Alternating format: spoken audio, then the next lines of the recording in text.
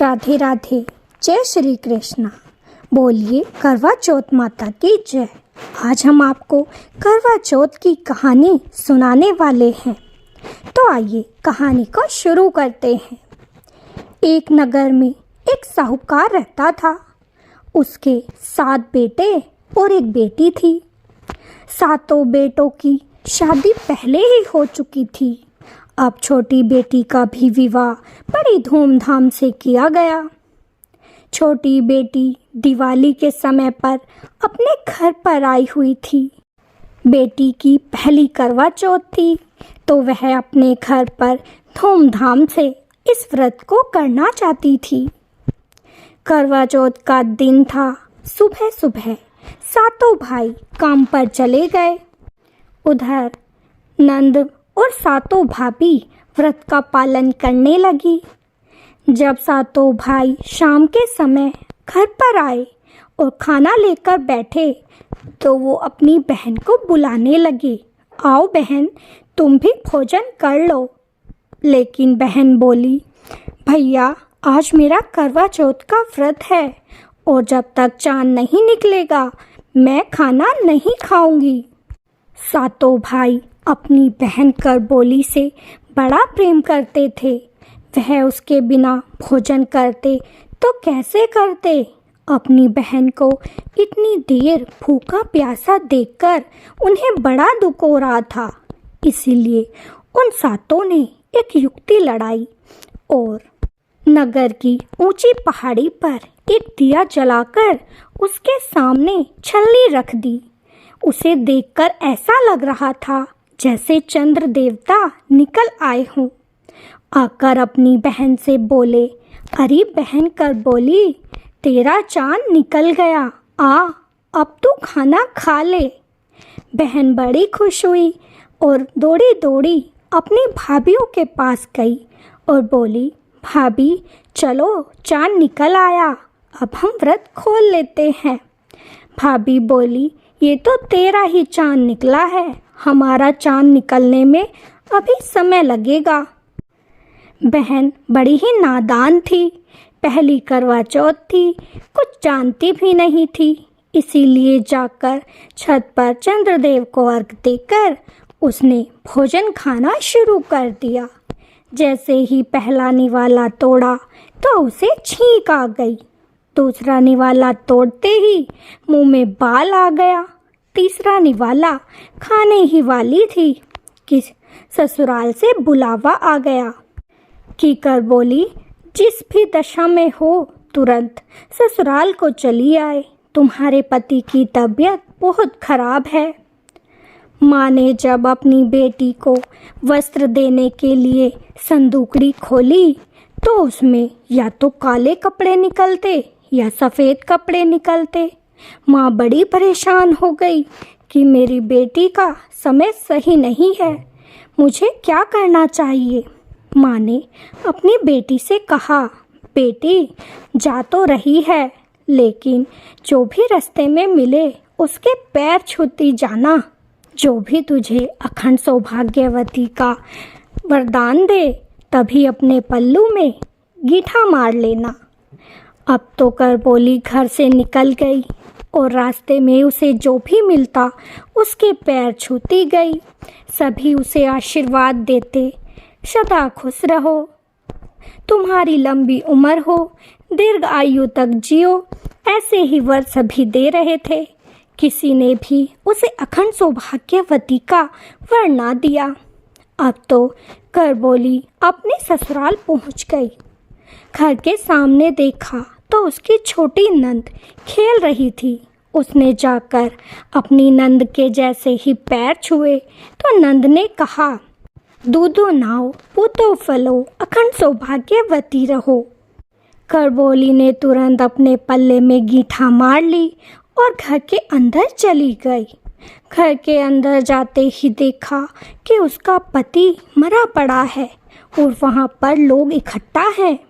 ये देखकर करबोली बड़ी दुखी हुई और अपने पति की सैया पर लेटकर रोने लगी और सबसे बोली, मैं इन्हें कहीं नहीं जाने दूंगी, मैं इन्हें कहीं नहीं जाने दूंगी। सब लोग कहने लगे, पहले तो अलोप चांद खा लिया, अब कहती है कि कहीं नहीं जाने दूंगी। जब लोग उसकी बात नहीं माने तो वह बोली, मैं भी साथ चलूंगी, मैं भी साथ चलूंगी। लोगों ने सोचा आखिरी समय है, साथ ही ले चलते हैं। ये वैसे भी वहाँ करेगी क्या। अब तो सब अपने साथ करबोली को भी ले गए। जब शमशान में उसे सैया पर लिटाने लगे तो करबोली सबको मना करने लगी, मैं इन्हें जलाऊंगी नहीं, मैं इन्हें जलाऊंगी नहीं। सब लोग बोले, अरे करबोली, तूने तो पहले ही अलोप चांद खाया है, अपने पति की ये दशा तूने ही की है और अब इसकी दुर्दशा करना चाहती है। लेकिन करबोली ना मानी, जिद कर कर अपने पति की शैया के पास ही बैठ गई और किसी को उसे हाथ ना लगाने देती। सब लोग कहने लगे, अरे ये तो बावली हो गई है, इसकी यहीं पर एक झोपड़ी बना दो और ये अपने पति के साथ यहीं पर पड़ी रहेगी। सबने ऐसा ही किया। एक छोटी सी झोपड़ी वहीं पर बना दी गई।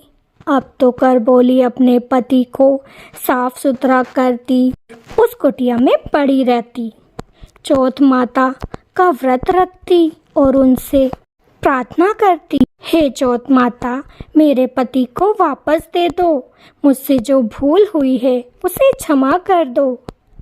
चौथ माता आती और कहती, अरे करबोली बहन, 7 भाइयों की प्यारी बहन, अलोप चांद खाने वाली बहन। बोली कहती, चाहे कुछ भी हो, मैं अपने किए पर बड़ी शर्मिंदा हूँ। हे चौथ माता, मेरे पति को वापस कर दो। तब चौथ माता कहती, अगली वाली चौथ से मांगना, अगली वाली चौथ से मांगना। ऐसे ही चौथ के व्रत पूरे होते गए। अब तो करबोली अपने पति का खूब ध्यान रखती और उसकी नंद उनके लिए भोजन लेकर आया करती थी। कार्तिक मास की चौथ आने वाली थी। चौथ का व्रत करबोली ने रखा था। फिर से चौथ माता प्रकट हुई। करबोली ने उनके पैर पकड़े और बोली, हे माता, मेरा सुहाग मुझे लौटा दो। तब चौथ माता बोली, करबोली, कार्तिक मास की जो करवा चौथ माता आएंगी उनके पैर पकड़ना, वही तेरा सुहाग देंगी, मुझे जाने दे। करबोली उनसे पूछने लगी, हे माता, उन्हें मनाने के लिए मुझे क्या करना होगा। तब चौथ माता कहने लगी, तू पूरे श्रृंगार का सामान एक थाल में रख लेना और जब चौथ माता आए तो उन्हें ये सामान जरूर देना। जब करवा चौथ का दिन आया तो करबोली ने अपनी नंद से कहा कि मुझे कुछ श्रृंगार का सामान लाकर दे दो। नंद अपने घर गई और सारा श्रृंगार का सामान अपनी भाभी को लाकर दे दिया। उस दिन करबोली अच्छे से सजी सवरी और उसने विधि पूर्वक करवा चौथ का व्रत रखा। जब शाम को करवा चौथ माता प्रकट हुई तो उसने उनके चरण पकड़ लिए और बोली, हे माता, मेरा सुहाग लौटा दो। तब करवा चौथ माता कहने लगी, अरे करबोली बहन, 7 भाइयों की प्यारी बहन, अलोप चांद खाने वाली बहन, तेरा सुहाग तुझे कैसे लौटा दूं। तब वह रोने लगी, गिड़गिड़ाने लगी, हे माता, मैंने विधि पूर्वक तेरा व्रत किया है, तुझे मेरा सुहाग लौटाना ही होगा। तब करवा चौथ माता को करबोली ने वो सारा श्रृंगार का सामान भेंट किया।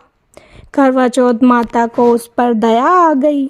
उन्होंने अपनी आंखों से काजल निकाला, मांग से सिंदूर निकाला और हाथों से मेहंदी निकाली और एक पात्र में छिड़क दी और उसके बाद वह जल उसके पति के ऊपर छिड़क दिया, जिससे उसका पति जीवित हो गया।